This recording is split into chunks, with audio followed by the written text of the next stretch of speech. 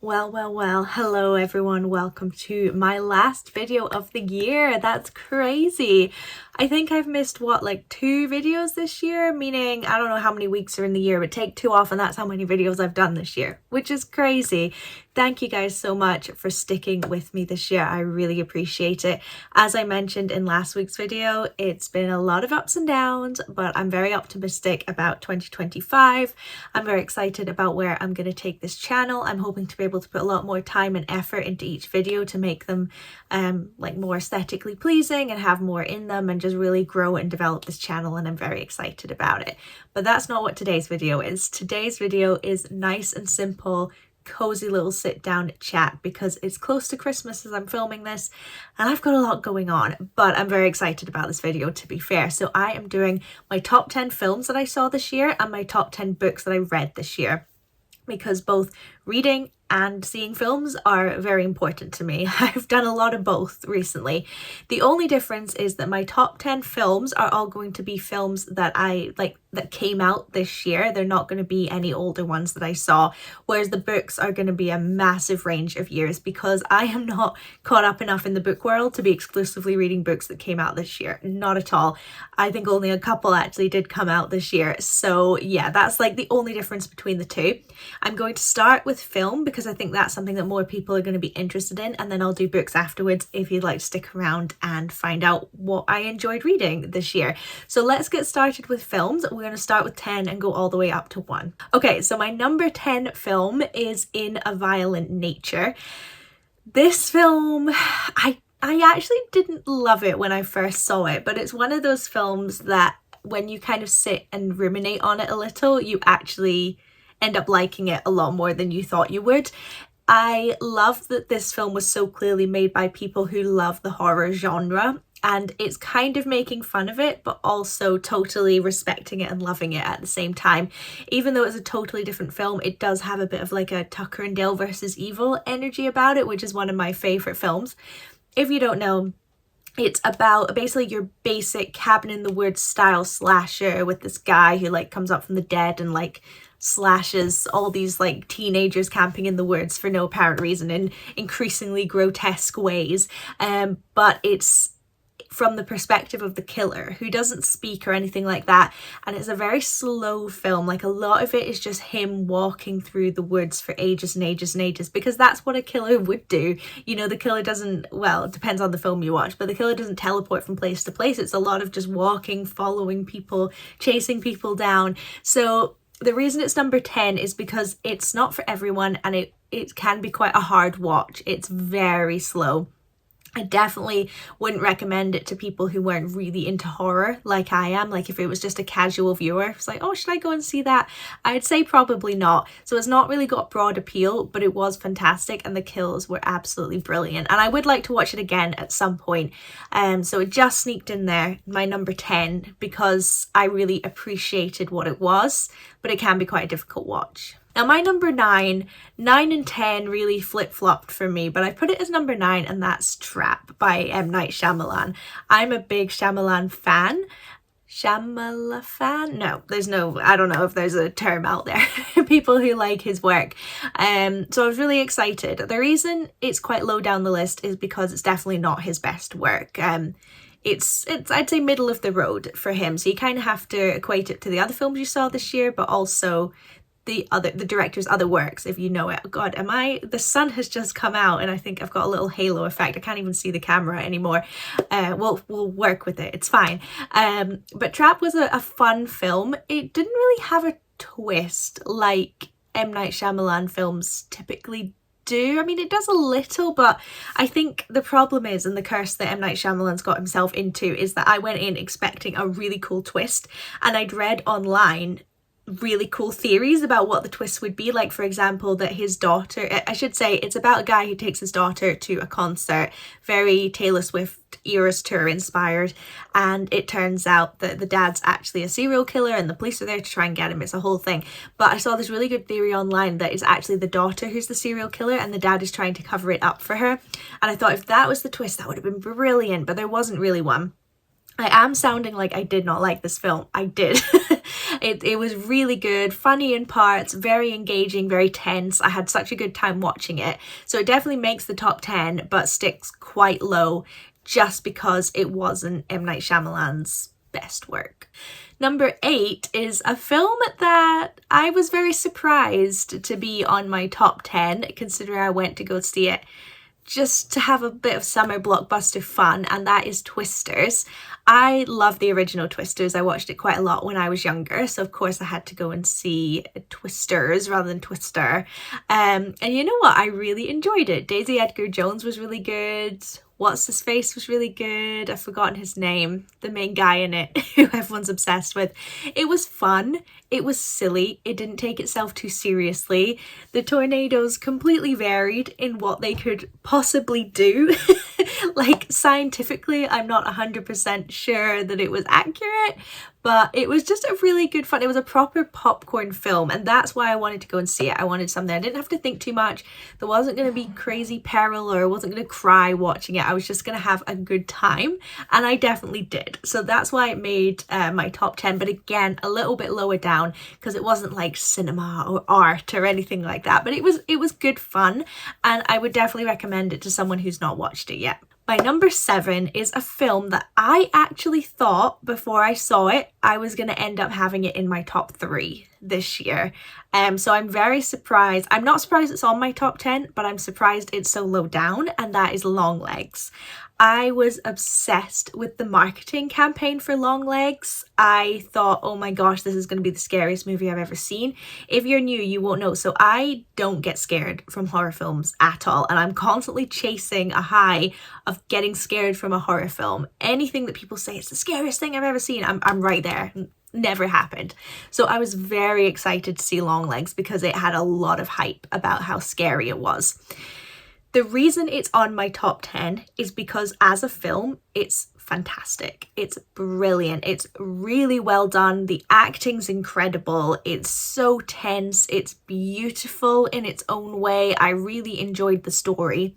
The reason it's not higher is because it's not scary. Unfortunately, I really enjoyed it. I actually went to the cinema to see it a couple of times with a couple of different people. Like, I was more than happy to see it multiple times. Jodine, be quiet. But it wasn't like, it didn't give me that like anxiety the whole way through. I will say the first scene is probably the scariest thing I've ever seen so far. Was I like, ugh? No, I still haven't got that high of being really scared, but it was good. And if the rest of the film had just followed on that level of fright, then it would have been number 1 film of the year, 100%. So the first scene like pushes it up to 7 rather than being around 9 or 10. But I did really love it. I'm being exclusively negative about these films. I love them all. That's why they're on my top 10. But that's just why it's not a little bit higher up. Number 6 on my list is Deadpool and Wolverine. Again, not a film I was expecting to see this year, and not a film I was expecting to be on my list, let alone round about the middle. I have never watched an X-Men film. I love Marvel. I've seen all the Marvel films and TV shows, but I've never been particularly interested in Deadpool. I didn't really enjoy the first film, never saw the second one, never watched an X-Men film. But again, I think me and my mum this year were just in the summer in the mood to just see some like fun summer blockbusters. So we went to see Deadpool and Wolverine, and I loved it. It was brilliant. It was so funny. It's definitely the only film in this list of my top 10, maybe the only film this year that actually made me laugh out loud. Just a really good time. Like, I don't really have a lot to say about it. Is it the best film ever made? No, but I had a really good time watching it, and I would certainly watch it again. It's definitely something I would put on if I had lots of people around and wasn't sure what to put on the TV. I think lots of people would enjoy it. Always love meta-ness. I loved the Chris Evans cameo when they think that he's Captain America and he's actually the Human Torch or whatever he's called. Loved it. I love being rewarded for watching stuff. Like, that's why I like Marvel so much, I think. You know, you get these rewards like, oh, I understood that because I'd seen that. So it was like a big payoff for me, and I'll definitely be looking to any future Deadpool stuff, and I'll maybe watch the second film, although I've heard pretty bad reviews about it, just to catch up. I don't know. I don't even know what's counted as Marvel anymore.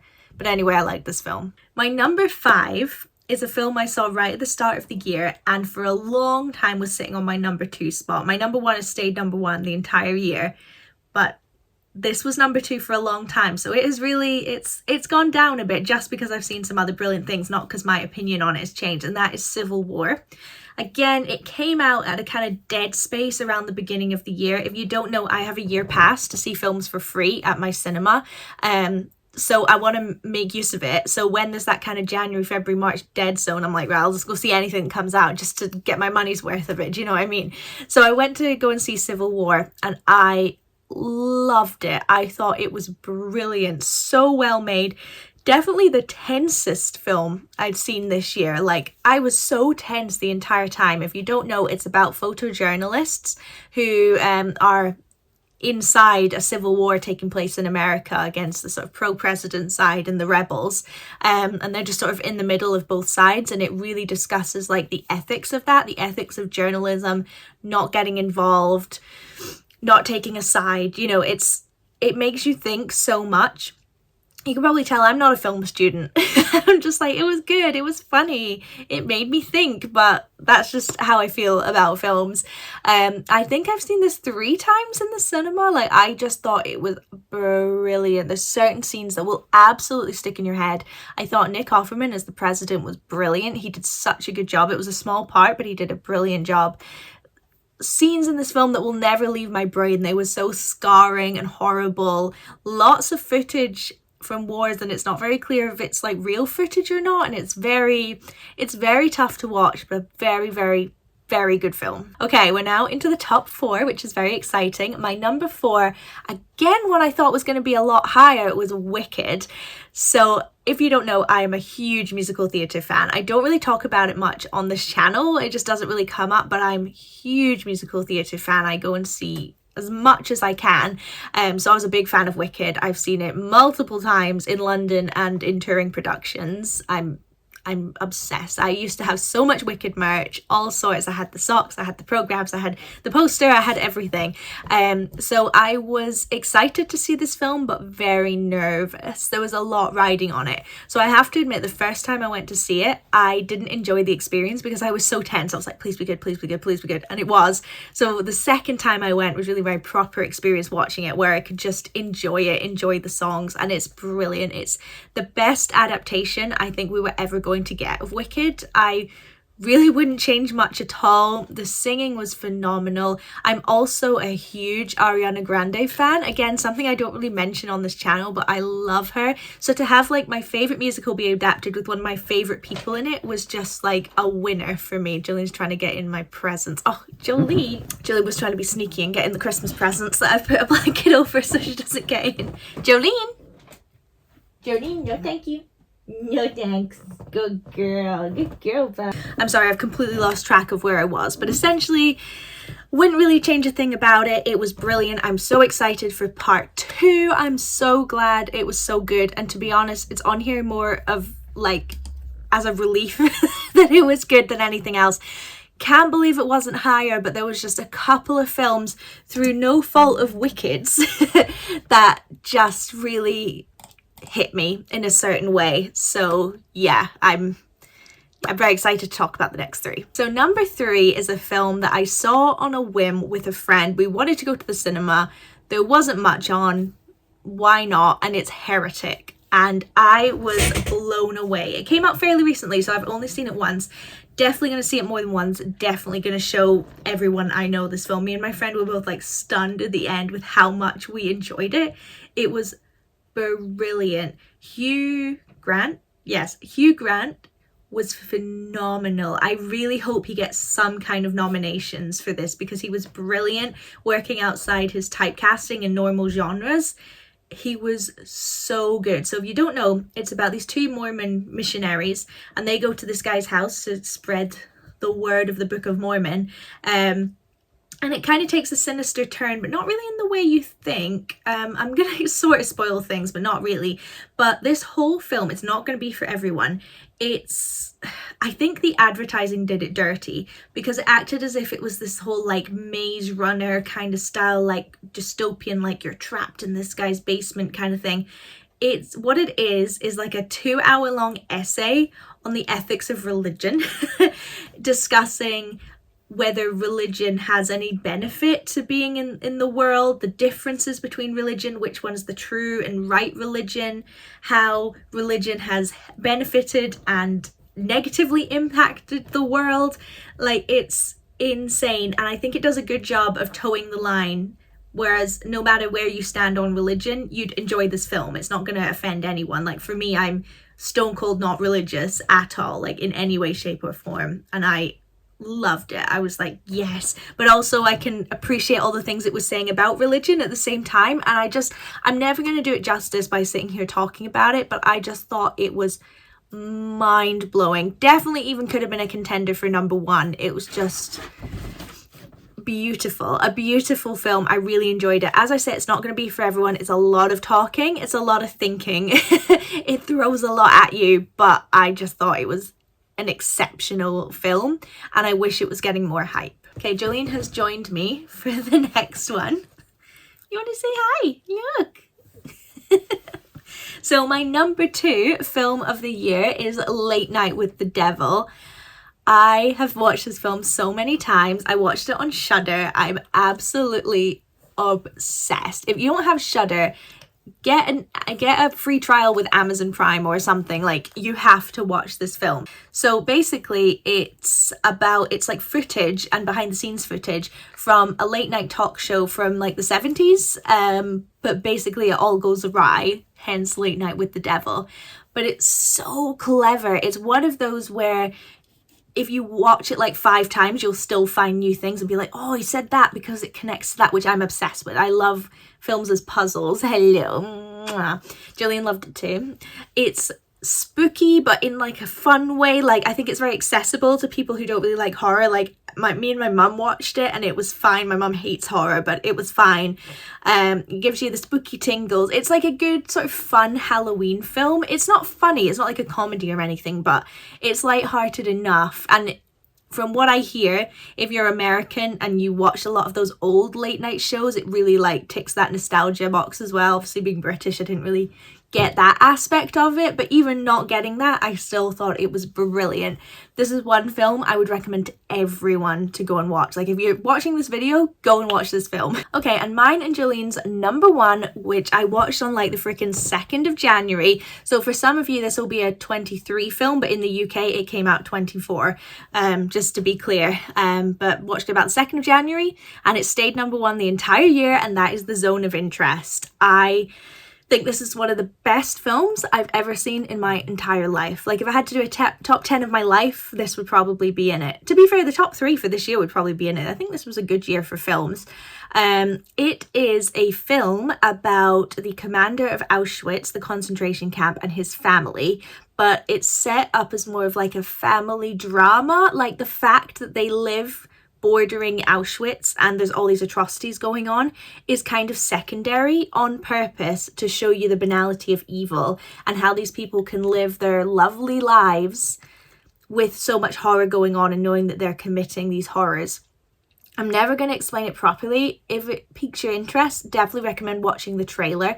But even things like the mum is showing the grandmother, her mother, who's come to visit around the garden, talking about the allotment and how they're so lucky to have such a nice, lovely house. And you can like see in the background the steam from the train coming in. You can hear screams, you can hear gunshots, you can see smoke coming out of the gas chamber. Like, it rewards you for paying attention. That's for sure. And again, I really like those kind of films. It's harrowing, it's disturbing, it will make you sit in the cinema for 10 minutes after it's finished, just like, digesting.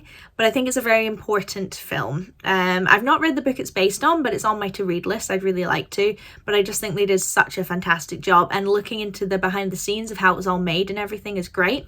Fair warning, it is in German with subtitles. So if that bothers you, that's something to keep in mind. It didn't bother me. My mum speaks German, so she could just get the full experience because me and my mum went to go see it, whereas I had to read the subtitles. But a really, really good film. That's all I could say. It's amazing. It's definitely not one to recommend to everyone, as I'm sure you can imagine, but really good film. Okay, so that is my top 10 films. Love to know your thoughts. Love to know your top 10 films of the year. I'm now moving on to books. Me and Jolene, we're going to do books now. As I say, they didn't all come out this year. I'm not clued up enough on books to have read so many that my only options are now books that came out this year. Some of these, well, all of these will be familiar to you because every 3 months I do a what I read this season video. So if you're into book reviews, seeing what people have read, recommend checking those out, and I'll continue doing them next year as well. And obviously all these books have appeared in them, but I've gone through them all and come up with a top 10 list. So again, we'll start at 10 and work our way up to 1. I was going to have the actual book sitting here with me, but Jolene's now sitting on me and trapping me. So instead, I'm just going to put a picture of the covers over here. Yeah, right there. Okay, my number 10 book this year is Emma, or as I like to say, Ema. H2O has ruined that name for me. Ema. Really enjoyed this book. As part of my Wordsworth Collector Editions classics that I'm reading, out of all of them I read this year, Emma was my favourite. Nothing happens in Emma, like literally nothing happens, but it's just fun, and I really like Clueless as well, so I could definitely, see the links there. And I just enjoyed these sort of Georgian rich people going about their lives, messing each other's lives up, getting involved in scandal. Like, it was basically a drama TV show before there were drama TV shows, so I can see why it was so popular. It was like Mean Girls a little bit as well, so I just really enjoyed reading it. It was a lot of fun, but it's a low down because it didn't have like a huge impact on me or anything like that, and it wasn't like the best written book I've ever read, but it was really fun and enjoyable. So I think if you're looking to read sort of older classics, that's a good one to go with because it's quite entry level, quite easy to read. There's not like complicated old-timey English in there and things like that. It's not too bad. Number 9 is a horror book. In fact, one of 2 horror books I read this year. No, three. And all 3 are on this list. So I'm doing well. I need to start reading more horror for sure. And it is Diavola, or Diavola, but I'm going to say Diavola. I'm not 100% sure. This was a surprise hit for me. I just really liked the cover, so I thought, why not? It's about this family that go and stay for the summer in an Italian sort of Tuscan manor house. But it seems to be haunted and lots of strange things happening. So you think, okay, typical haunted house story. But no, it's really complex. It really turns the genre on its head. It's very unique. It goes in lots of ways I really wasn't expecting. It's spooky. It's not super scary. Like, for example, the scariest book I've ever read is The Shining, and that one had me sitting stone still reading it because I was so scared. This one's not like that, but it is spooky. It gives you the spooky vibes. Cover's beautiful, and it's a lot of fun. Okay, number 8 and 7 are from the same series, so I'll just do both of them. Number 8 is Catherine of Aragon, the True Queen, and number 7 is Jane Seymour, the Haunted Queen. I preferred the Jane Seymour one a little bit more. So as you may know, I have been reading Alison Weir's 6 Tudor Queens series, going through all the wives of Henry VIII and their entire lives. I have read Catherine of Aragon and Jane Seymour, which are the 2 on this list. I've read Catherine Howard and Anne of Cleves, so I've still got Catherine Parr and Anne Boleyn to read. So maybe they'll be on the list for next year, who knows. But I really, really enjoyed these 2 in particular, just because I think they had the most interesting stories, not necessarily because they were written better than the others. Really having these 2 on here is kind of an honourable mention to the whole series because I've really enjoyed it. Catherine of Aragon, I have always admired her. I've always thought she's an amazing woman. Turned aside, divorced by her husband, and spending her life being like, no, that was illegal. Even though it's going to make your life hell and it may lead me to be killed, I am your wife and I'm going to call myself you having fun. I'm going to call myself your wife for the rest of my life, and you're disowning our daughter and saying she's a bastard. No, she is the true Queen of England, and she's just boss ass bitch. She's brilliant. So I really enjoyed her story. Jane Seymour was really surprised. A lot of people, if you don't know, I'm really into Tudor history, if you can't tell.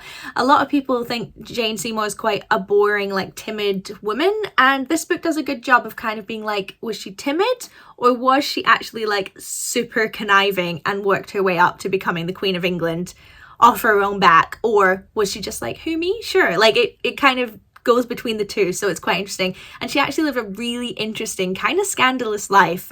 So I think that one's a little bit higher for me just because of the surprise factor of how much I enjoyed her story. Number 6 is the second horror of the list, and it is Frankenstein.